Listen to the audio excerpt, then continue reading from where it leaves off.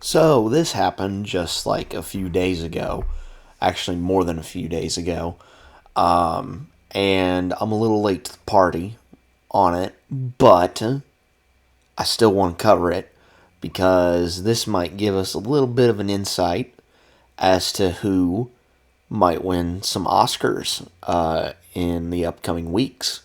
Because the Oscars are going to be coming up March 15th, and of course, we're going to be covering that on the channel. But before all that, we had the Actor Awards, formerly the SAG Awards. That happened, I think, this past Sunday, I want to say. And there were some interesting winners coming out of things. So let us take a look here and see what we've got.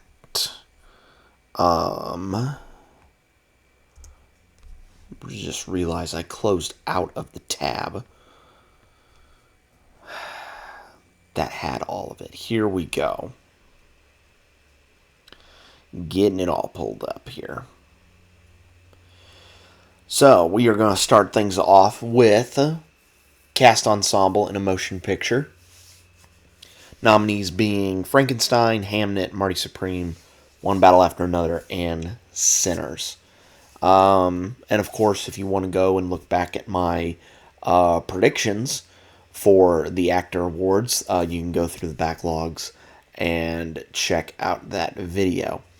So getting into this, winner of Cast Ensemble in a Motion Picture was Sinners.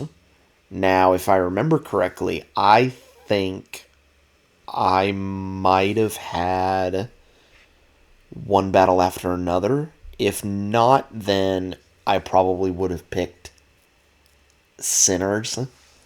But yeah, Sinners won for Cast Ensemble, and I think that's pretty well deserved. Everyone in that cast is wholly unique and distinct, character-wise, I should say, and everyone's interactions are just absolutely amazing. Moving on to male actor in a lead role. Nominees being Timothée Chalamet for Marty Supreme, Leonardo DiCaprio for One Battle After Another, Ethan Hawke for Blue Moon, Michael B. Jordan for Sinners, and Jesse Plemons for Bugonia. If I remember correctly, I think I gave the slightest edge to Michael B. Jordan because my rationale being Chalamet and DiCaprio's performances are really good, but that's just for one character. Michael B. Jordan had to do that for two characters in Sinners.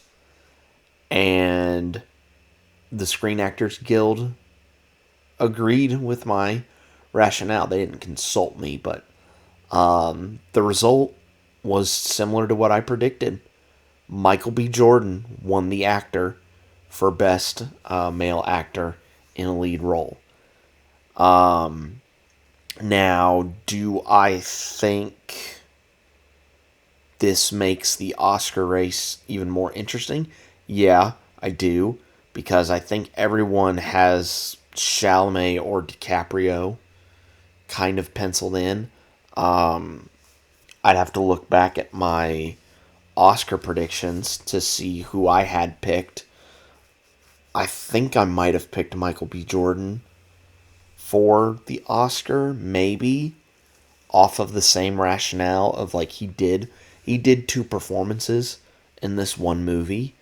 So, we'll just have to wait and see how things pan out. But it will be an interesting three-horse race going into the Oscar.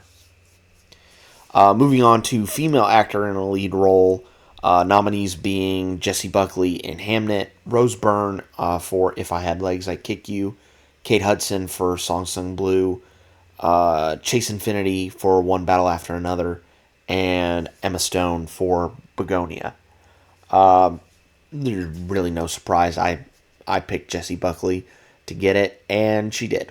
There's really no surprise there. I think she's pretty much confirmed, I would say, to win the Oscar. But that's just me thinking it. But we'll just see in a couple weeks. But yeah, Jessie Buckley won the actor for Best Female Actor in a Lead Role. Moving on to supporting role. First up, male actor in a supporting role. Nominees being Miles Canton in Sinners, Benicio del Toro for One Battle After Another, Jacob Elordi for Frankenstein, Paul Mescal for Hamnet, and Sean Penn for One Battle After Another. Again, not big surprise here. I picked Sean Penn to win it, and Sean Penn won. And I think it's pretty much guaranteed that he's going to get the Oscar, I would say, anyway. But yeah, no big surprise here. Moving on to what I'm thinking is probably the biggest shock, for me anyway. Best Female Actor in a Supporting Role. Nominees being Odessa Azion for Marty Supreme, Ariana Grande for Wicked for Good, Amy Madigan for Weapons, Wumi Masaku for Sinners, and Tiana Taylor for One Battle After Another. Now, again, my memory serves me correct. I believe I chose Tiana Taylor for this.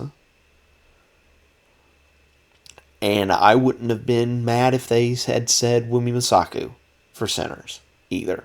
Both those performances, or even Odessa Zion.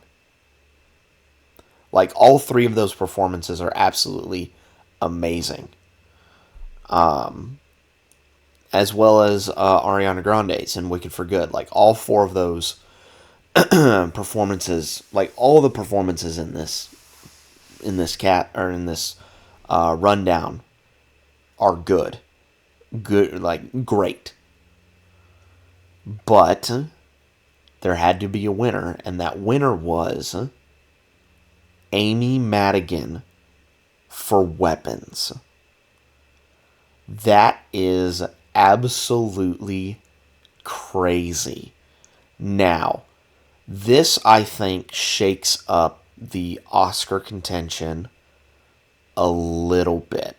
Because you got to remember, so for each of the categories, it's that specific, like, department, essentially, for filmmaking that votes for that Oscar.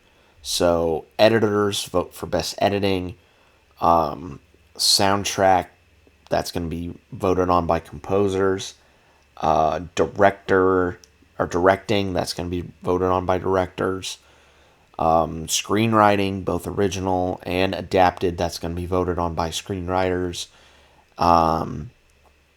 and the Oscars have instituted a new rule this year that you have to have watched all of the nominees in each category in order to place a vote. So I just find it very interesting that, because again, like I reiterated, it's each individual department that's going to vote for their specific Oscar. So the actors putting Amy Madigan as the best performance in a supporting role kind of bumps up my dark horse pick for Amy Madigan to potentially win that Oscar. Now, do I think that that's going to happen? Probably not. I still think it's much closer between Tiana Taylor and Wumi Masaku. But third place, what I would consider third place, Amy Madigan, just got a little bit closer. It's just a little bit closer. Not a lot, but a little bit. to, make you think she's not completely out of this. Not yet. Not yet, anyway. It'll be very interesting come Oscar time to hear whose name is read. We'll just have to wait and see. And finally, stunt ensemble in a motion picture. F1, Frankenstein, Mission Impossible, Final Reckoning, One Battle After Another, and Sinners were the nominees. I believe I said Mission Impossible 8 was going to win it, and they did. That's not a big surprise. All the stunts in that movie were absolutely insane and could only be performed by one Tom Cruise.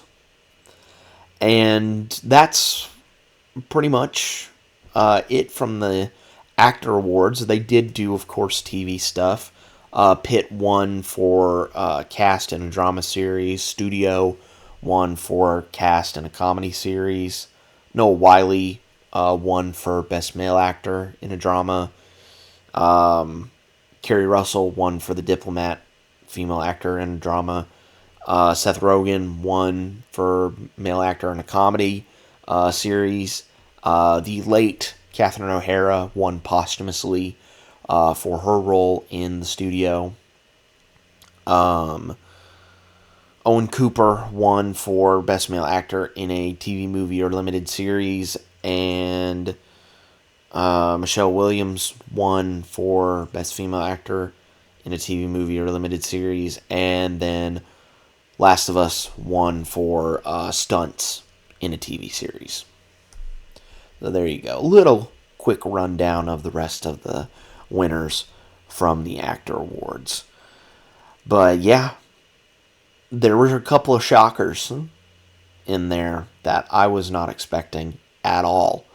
So it'll be very interesting when Oscar season, or I should say when the Oscars roll around on the 15th to see who wins and walks away with a couple statues. But I think that's going to be pretty much it for me on this one, guys. Be safe out there, and I will see you for Oscar coverage in a few days' time. I'll catch you guys next time.